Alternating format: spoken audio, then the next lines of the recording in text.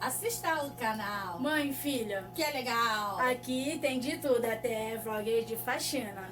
Vem com a gente conhecer nossa rotina. Se gostar do canal, Inscreva-se, ative o sininho. deixar o seu like, compartilha pra geral. O canal Crescer o quê? Na moral, vem com mãe e filha embarcar nessa aventura pra ficar legal. Gente, seja bem-vindo a mais um vídeo do nosso canal. Para quem tá chegando agora, não me conhece, meu nome é Fátima. Meu nome é Vicky, gente, e está no ar um novo quadro, Um Quarto da Mãe.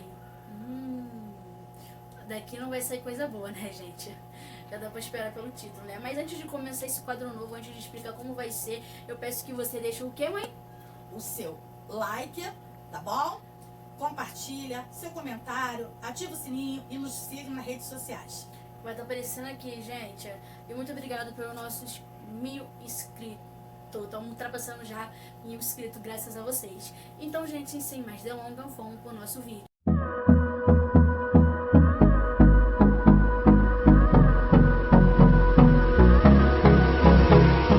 Com vocês, gente, está no ar um novo quadro, No Quarto da Mãe. Então, bora botar fogo no feno, no fogo nesse quarto, hein? Bora. Aqui é o nosso assunto, né? Para quem me conhece já sabe mais ou menos como eu sou, né? Assim pelos vídeos. E para quem não me conhece, como eu já falei, tá caindo aqui de paraquedas agora. Meu nome é Fátima, seja bem-vinda. E eu sempre fui uma pessoa aberta, mente aberta, tenho meus limites, lógico que eu tenho meus limites, né? Papai já falava assim: o teu espaço termina quando começa do outro e vice-versa. E isso eu aprendi. Eu posso até não concordar com certas situações, mas eu respeito. Eu aprendi a respeitar o meu próximo. Mas sempre fui uma pessoa meio polêmica, né? Somos 5 irmãs e éramos 2 irmãos, no total 7. O meu irmão mais novo que eu faleceu. E nesse quadro a gente vai ter perguntas, eu tô com algumas perguntas aqui bem legais na minha cabeça, que eu vou fazer. Como ela falou, gente, são 5 irmãs no caso, né? E dessas 5 irmãs ela é a mais liberal, correto? Isso. E você foi uma das primeiras a dar o primeiro passo com o homem? Eu não fui a primeira porque, por exemplo, eu tenho uma geração acima da minha. Não, sim. Da minha mas irmã. eu tô falando das irmãs, a vergonha, se teve aquele... Como eu posso dizer aqui? Você sempre foi mais liberal. Você demorou pra dar o primeiro passo? Ah, demorei. Eu demorei porque, como eu falei, eu fui criada assim, minha mãe mineira, meu pai sergipano. Então eu fui criada assim, bem, tipo, eu ia namorar, tinha que levar o meu sobrinho pequenininho atrás de mim, né? Pra mim era maior mico. Ó, não faz isso que isso é pecado, não faz isso que isso é feio, sabe? Não faz isso que o papai do céu te castiga. Então são coisas que eu era pequena, né? Ainda brotando na puberdade, né? Me tornando moça, primeiro namoradinho, sonhadora, bobinha, essas coisas todas, né? Então, realmente, eu tive essa dificuldade. Tanto é que eu namorei 5 anos sem dar. 5 anos sem dar. Tinha algumas intimidades? Tinha. Mas chegava naquela hora do vamos ver, eu pensava: ai, minha mãe, ai, se eu engravidar, ai, não sei o quê. Porque eu já tinha uma irmã mais velha, como eu falei, de geração de 10 anos.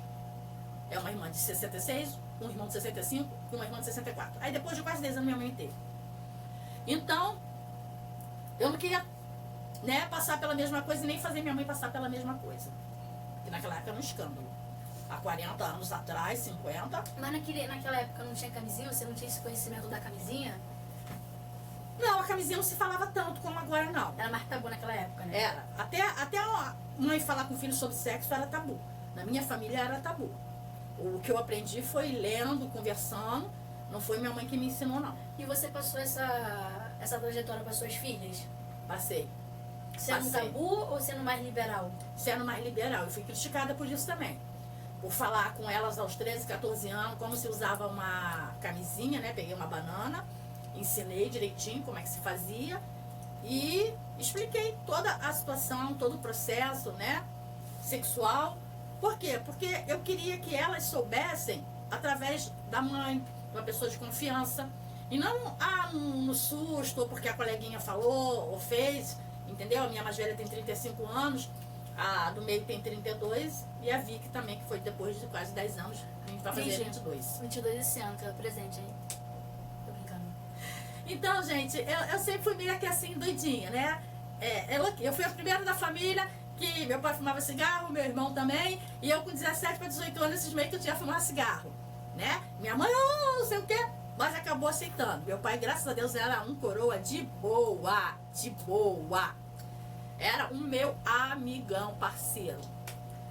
Ele me entendia melhor do que minha mãe. Que geralmente a mãe entende mais a filha do que os pais. Tipo, meu pai também não tem muito problema não, porque ele é muito liberal também, ó. Aí a senhora também, mas você acha que você prejudicou as suas filhas nessa criação do modo ser liberal? Você se arrepende de algum fato? Ou você gostaria que a sua mãe tivesse essa educação que você teve com as suas filhas?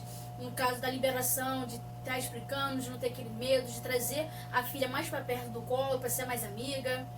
Isso eu senti muito falta da minha mãe. Eu falava, o dia que eu for mãe, eu quero ser amiga e mãe das minhas filhas. O que eu não gostava que a minha mãe, o que eu gostaria que a minha mãe tivesse feito comigo e ela não fez, eu queria fazer com minhas filhas, que ser o quê? Essa amiga. Eu sei que a minha mãe era protetora, ela amava, mas ela tinha também uma outra criação, entendeu? Da roça, de Minas. Então eu entendo, veio trabalhar com 11 anos no Rio de Janeiro, em Niterói, então eu entendo tudo isso, sabe? Mas eu queria ser amiga das minhas filhas, e por isso que eu tomei essa atitude. Fui criticada muitas vezes, porque realmente, uma coisa só que eu dou um conselho, não seja mais amiga do que mãe. Porque quando você se torna amiga, a mãe perde. Quando a mãe se torna mais amiga do que mãe, ela perde um pouco da autoridade. A amiga toma a frente. Então, tem que ser sempre mãe e amiga. Eu acho que nessa questão de você estar dizendo que se tornou mais amiga do que mãe, eu acho que tanto as filhas quanto vocês chegou uma época que vocês confundiram os sentimentos, confundiram a liberdade. Porque pode ser muitas vezes a gente tem uma amiga, a gente tem aquela liberdade, a gente acaba se espelhando nessa amizade e acabou também se espelhando na sua também. E a gente acabou de confundir ou de não saber a diferença, gente, de até um certo ponto era amiga e depois desse ponto ela é mãe, já merece mais um cuidado, mais coisa. Porque a gente no dia a dia, a gente conversando com a amiga, a gente sempre fala coisas que às vezes poderia magoar. Então acho que nesse caso foi mais falta mesmo de comunicação entre vocês. E continuando, gente, as perguntas.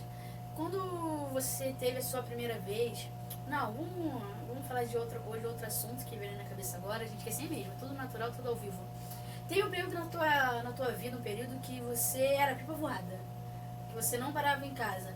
E como foi a sensação de liberdade? Porque você veio de um casamento, aí você não teve aquele espaço, logo se casou com meu pai também, e ficou preso. E nisso, quando você sentiu a liberdade vindo, quando você nem quase parava mais em casa, qual foi a sua sensação? Você teve medo de ser julgada? Olha, medo de ser julgada, eu não tive muito não, porque eu sabia o que eu estava fazendo e que eu seria julgada, né? De uma certa forma, eu acho que quando você faz alguma coisa que você sabe que outras pessoas não vão concordar com você, elas vão te julgar, né? E ainda mais sendo família, embora eu entenda a preocupação, eu acho que eu fiquei assim meio que nem pinto no lixo, que começa, sabe? Eu fiquei assim meio que pinto molhado no lixo. Por quê? Eu me casei com 18 anos, com 3 meses de namoro. Depois conheci o pai dela depois de 12 anos, terminei o casamento, fiquei com o pai dela. E nós tivemos um período de separação, sim, que eu acho que muita gente não sabe, vai ficar sabendo agora. Nós tivemos um período de separação, morando na mesma casa. E nesse período eu resolvi sair, viver aquilo que eu não tinha vivido, ou que eu achava que eu deveria ter vivido e não vivi na minha adolescência, na minha juventude. E realmente eu saí com algumas pessoas, eu acho que tinha livramento de Deus em algumas, né? Porque a gente não pode confiar em todo mundo, né? Foi por aplicativo, tá? Então, mas graças a Deus, depois daquele período de 6 meses que eu fiquei meio assim perdida, 1 ano, eu consegui me reencontrar.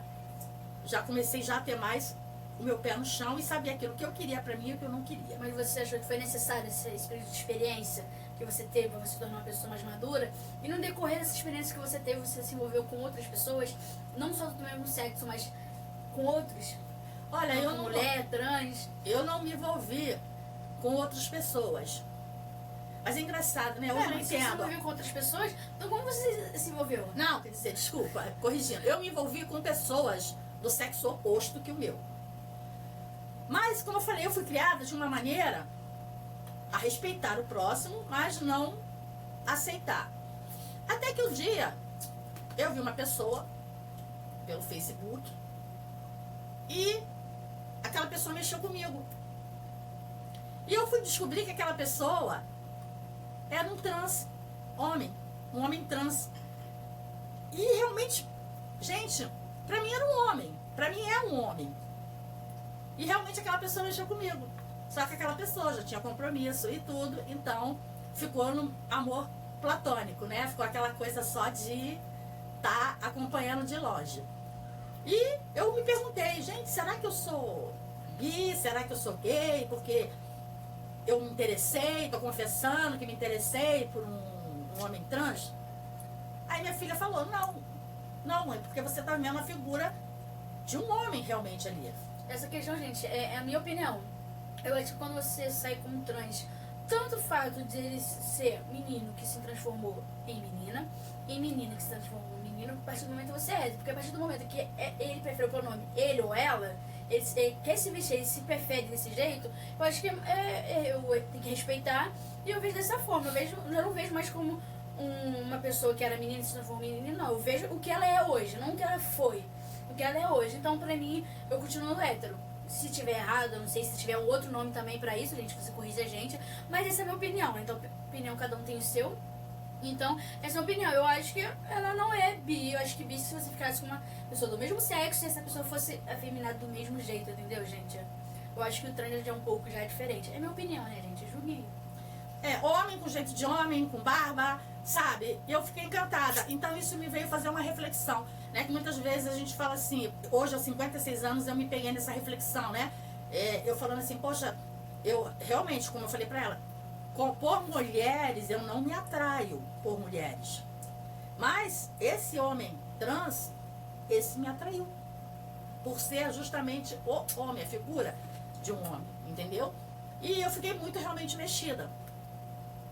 Mas passou, porque hoje eu guardo só lembrança assim com carinho, né? Porque a gente tem que respeitar, né? Ainda mais quando o outro ou a outra, né? Já tem companheiro, essas coisas todas, a gente tem que respeitar.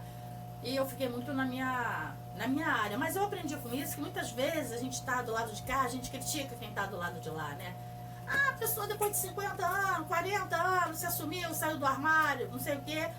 Eu acho que pode acontecer, independente, sabe? De estar rotulando, de ter idade, sabe? Eu acho assim, gente, às vezes você chega numa certa idade, ou também quando você é jovem, você conhece várias pessoas. Umas pessoas dizem que se apaixonam por pessoas, e não por rótulos, que seja homem ou mulher, mas sim por pessoas, por almas. Eu acho que chega um momento da nossa vida, ou mesmo na adolescência, que a gente vai conversar com uma pessoa e a gente vê que a gente tem mais atração por essa pessoa, não pelo fato de ser físico, mas o jeito de conversar, o jeito que vai te atrair na conversa, o jeito que ela se preocupa com você. Eu acho que isso também pode transformar uma forma de carinho. Você nunca pensou, tipo, eu prefiro homem, eu gosto de homem. Mas pode vir a calhar também disso acontecer tanto com a minha mãe, tanto comigo, com outras pessoas, da gente conhecer pessoas diferentes, diversas pessoas, e essa comunicação que falta, essa conexão que falta com outra, se acabar indo com ela. Aí, tipo assim, eu vou, ai meu Deus, o que tá acontecendo comigo? Agora que eu tô me descobrindo? Não, você teve uma conexão com essa pessoa. Eu acho que você não descobre que você não tem uma doença. Eu acho que você é aquilo que é, mas muitas das vezes tá ou adormecido por fase de junção tabu ainda hoje em dia, apesar da evolução estar bastante grande, mas continua sendo tabu para muitas pessoas.